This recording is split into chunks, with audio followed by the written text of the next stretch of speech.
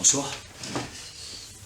Ce soir, je voudrais aller aux racines des mots dans l'étymologie qui se donnaient souvent pour le vrai sens dans les cultures anciennes et auxquelles il est bon de revenir quand on est en face d'une question importante, d'un symptôme, de quelque chose de récurrent dans nos vies ou dans notre société.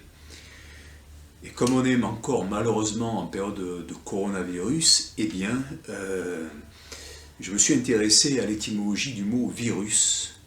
Et c'est extrêmement riche. C'est très instructif. Alors, je suis allé entre le latin et le sanskrit, qui sont deux langues indo-européennes, anciennes, riches dans le sens de leurs mots et de leurs racines. Je vais commencer par le latin, parce que quand même, voilà, on est plus proche dans notre langue du latin que du sanskrit, mais on verra qu'il y a des origines communes dans l'étymologie du mot virus.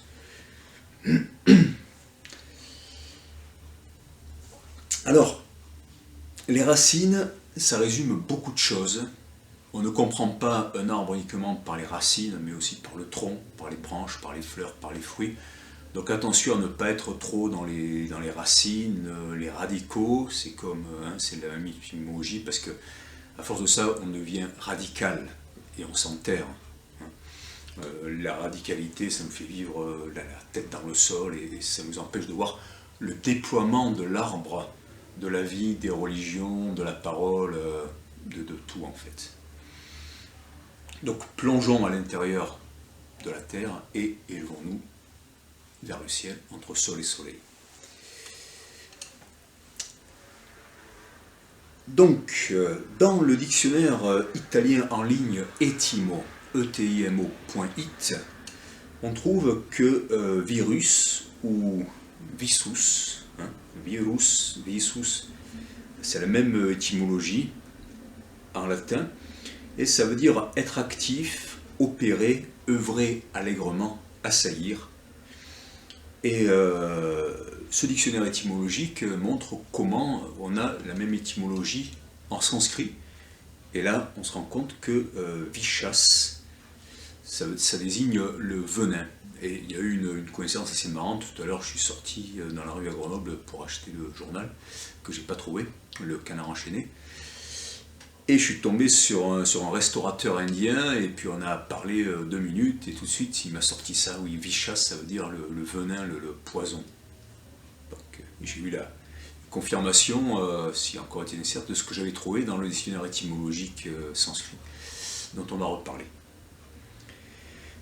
Et le dictionnaire en ligne etimo.it continue en disant ceci: humeur naturelle, vénéneuse, animale, se transmettant aussi à l'homme, d'où vient l'adjectif virulent.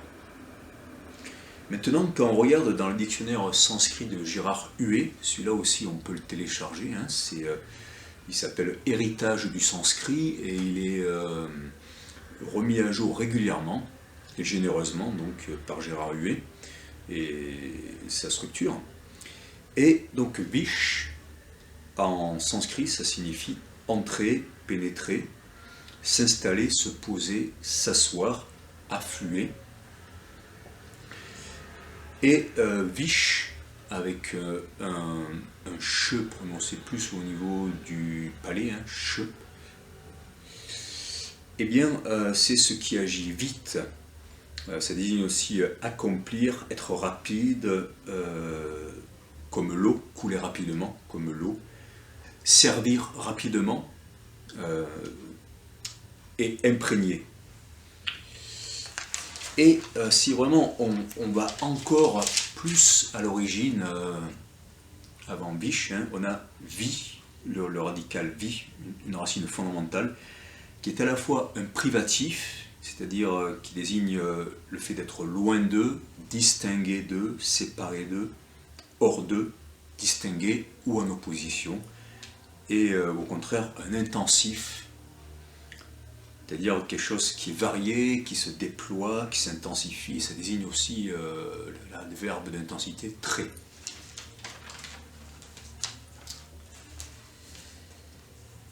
puis il y a quelque chose qui est aussi intéressant, hein, c'est que Vish, je m'en suis rendu compte après, c'est pas prononcé un peu plus haut, hein, mais les sens se confondent souvent.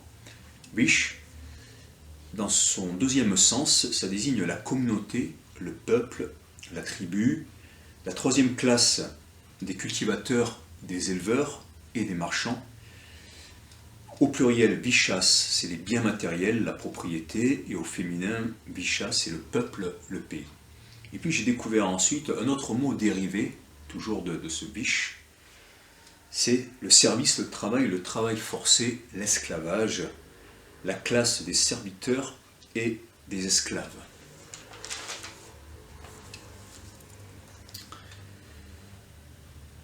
Une racine, c'est intéressant, c'est polysémique, mais on ne peut pas lui faire dire n'importe quoi. C'est pas parce que ça désigne beaucoup de choses que ça veut dire n'importe quoi, c'est-à-dire que ça garde une cohérence pour les hommes qui ont forgé ces mots il y a très longtemps. D'autres disent qu'ils ont été révélés, que le sanskrit est une langue qui a été révélée par les dieux. Mais en tout cas, quand les hommes du passé ont voulu inclure dans une même racine ces différents sens, en y voyant une analogie, c'est parce qu'ils avaient une vision du monde qui était beaucoup moins segmentée, fragmentée que la nôtre, comme disait Krishnamurti, parce qu'ils voyaient la chaîne des événements, aujourd'hui on dirait la traçabilité, et ils pouvaient observer comment les choses étaient en rapport les unes avec les autres. Et donc quand ils nommaient les choses, leurs paroles exprimaient le lien qui unissait ces choses et que nous avons perdu parce que le travail, les actes que l'on accomplit ne sont plus traçables. C'est même ce que Marx définissait comme l'aliénation, c'est-à-dire être attaché à une tâche et ne plus pouvoir jouir du fruit de son travail. Et être là juste sans savoir ce qu'on fait, dans l'intérêt de qui, etc. Alors que dans le monde ancien, bon, il y a toujours une exploitation, mais ce que je veux dire, c'est que la chaîne des choses, on la voyait même à l'intérieur d'un village, même s'il y avait du commerce. Bon. Voilà, donc ça, c'est très important pour comprendre comment les racines fondamentales d'une langue, comme des symboles, eh bien, vont résumer beaucoup de choses à la fois, et nous, on peut en profiter. Et donc, pour finir sur ce radical vish, qui veut dire poison, hein, venin, par exemple, on a le choléra qui est désigné sous le terme de vishushika, en sanskrit. De vish, le poison. Quelque chose qui imprègne, qui se diffuse très vite, qui se répand très vite.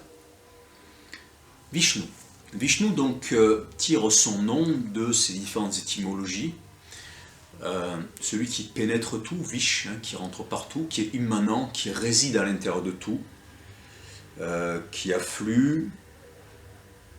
On a ensuite associé ce terme à quelque chose qui est fort, qui est puissant, hein, puisqu'on a vu que c'était une racine qui intensifiait les choses.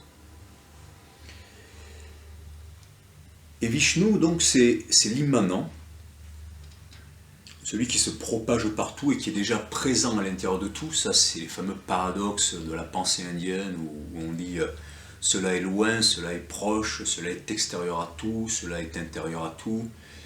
Cela va plus vite que la pensée. Hein. On trouve ça dans l'Isha Upanishad, qui est une Upanishad très célèbre de l'hindouisme. Et Vishnu, c'est le deuxième dieu de la Trimurti indienne. Brahma, c'est le créateur. Vishnu, c'est celui qui préserve, qui protège, qui maintient la vie d'un cycle à l'autre. Et Shiva, c'est celui qui va dissoudre, qui va mener donc à une recréation, en fait. Et ils sont complémentaires et non contradictoires. Vishnu lui-même a, selon comment on les compte, 10 ou 24 avatars. Les avatars, ça désigne les descentes de Vishnu. On connaît ce terme mondialement depuis le film Avatar, qui montre un peuple bleu, comme sont les avatars de Vishnu, qui sont dédiés à la protection de leur milieu naturel. Hein. Et d'ailleurs, ce très beau film est inspiré d'une lutte, celle je crois des Dongria Kond, au Bengale ou en Orissa plutôt, qui se battaient pour leur terre contre un géant minier qui s'appelait Vedanta, je crois bien, parce qu'il y avait une colline où il y avait des métaux, des minerais qui intéressaient beaucoup ce géant minier, et finalement, eh bien, ce petit peuple a gagné sa bataille contre cette industrie. Et Vishnu, c'est celui qui va donc protéger, préserver, mettre de l'ordre dans la création et s'incarner cycliquement lorsque le destin de la Terre est menacé. Et ça, c'est très beau. En particulier, il y a un moment dans le Mahabharata, c'est tout à fait au début en fait, la Terre va adresser une supplique à Vishnu parce qu'elle n'en peut plus des kshatriyas. Les kshatriyas, c'est les guerriers, la classe des rois, des dominants, ceux qui ont le pouvoir. Eh bien, ces kshatriyas donc versent le sang en permanence, ils ravagent la terre, ils font souffrir la terre. Et Vishnu va s'incarner à travers Krishna dans le Mahabharata pour essayer d'arrêter les guerres, en particulier la grande guerre entre les Pandavas et les Kauravas. Il ne va pas y arriver parce que le karma des guerriers, leur action, les conséquences de leur action sont trop fortes. Et donc on va assister à une grande bataille entre les kshatriyas, des Pandavas et des Kauravas qui vont s'exterminer jusqu'au dernier, quasiment. Bon. Et puis la terre donc sera soulagée parce qu'ils n'ont pas voulu arrêter leur guerre, ils vont s'exterminer. Et ensuite il y a une autre très belle récurrence comme ça de Vishnu à travers le Bouddha, qui d'abord a été combattu par les hindous et ensuite qui a été intégré dans l'hindouisme comme un avatar, donc une descente de Vishnu qui est venu pour montrer aux brahmanes eh bien, que la connaissance des textes sacrés, que la naissance ne suffisait pas et qu'il fallait en passer par la connaissance, par la compassion, et que c'était comme ça, par la recherche de la vérité, qu'on pouvait dissoudre l'illusion du monde et apporter la solution de la souffrance à l'humanité. Et donc au moment d'atteindre l'éveil, Mara, le démon de la mort, de l'illusion, va tenter le Bouddha. Et là, le Bouddha va prendre la terre à témoin en posant sa main sur le sol de tous les efforts et de tous les mérites qu'il a donc à atteindre l'éveil, et pour montrer qu'il en est digne, et que donc il peut atteindre l'éveil et apporter la solution à la souffrance de l'humanité. Et là, la terre va se manifester sous la forme d'une très belle jeune fille, avec la chevelure mouillée. Elle va tordre sa chevelure, et il va en sortir un flot qui va entraîner tous les démons de Mara, et le Bouddha va pouvoir atteindre l'éveil. Selon une autre version, c'est le roi des dieux, Indra, qui dit au Bouddha « Mais qui es-tu, toi, ville mortelle, pour croire que tu connais les secrets de l'univers ?» Et là, le Bouddha prend la terre à témoin, la terre tremble et elle témoigne en faveur du Bouddha. Donc ça montre bien ce lien extrêmement beau qu'il existe entre la création et le créateur, entre la matière et l'esprit, et la façon dont le créateur peut s'incarner pour venir en aide à la terre, à ceux qui nuisent à sa création et aux créatures. Vishnu aurait 10 avatars, ou 24 selon comment on les compte, mais en réalité en Inde c'est vraiment les 10 avatars, les Dasavatara qui sont les plus connus. Le premier c'est le poisson, qui va sauver Manu avec les textes sacrés, avec le Dharma qui est l'ordre du monde, qui se connaît par la tradition, par les textes, par l'expérience. Le deuxième, je fais un peu vite, le deuxième c'est, donc après le poisson, on a la tortue, Après la tortue, on a le sanglier. Après le sanglier, on a l'homme-lion. Après, on a le nain. Après, après le nain, on a Rama à la hache, qui va débarrasser le monde des kshatriyas, encore une fois des guerriers. Hein. Ça, c'était déjà avant Krishna. Après Rama, en tout cas, il va débarrasser le monde des mauvais guerriers, hein, parce que les guerriers ont aussi une fonction sacrée de défendre la communauté dans toutes les traditions. Après, ça va être l'incarnation de Rama, ensuite Krishna, le Bouddha, et le dernier avatar de Vishnu, eh bien, ça sera Kalki, l'homme cheval ou l'avatar à la tête de cheval. Et c'est intéressant de voir comme le premier avatar de Vishnu est sous la forme du poisson, et le dernier c'est monté sur un cheval blanc, parfois on dit. Donc ça rejoint les deux incarnations du Christ, d'abord sous la forme du poisson, et ensuite monté sur un cheval blanc dans l'Apocalypse, sachant que dans le Kalki Purana, la prophétie de l'incarnation de l'avatar Kalki, eh bien, il y a beaucoup de points communs avec l'Apocalypse de Jean. Outre ces deux chevaliers, ces deux cavaliers, il y a les jumeaux Koka et Vikoka qui ressemblent beaucoup à Gog et Magog, qui représentent la dualité du monde et des forces qui détruisent le monde. Et aujourd'hui, pour la tradition indienne, on serait donc dans le Kali Yuga, et l'avatar Kalki va combattre ce démon Kali, qui est un musicien déchu, qui possède le monde par sa musique et qui pousse les gens au vice, au crime, et qui empoisonne le monde par sa musique régressive et qui rend tout le monde fou.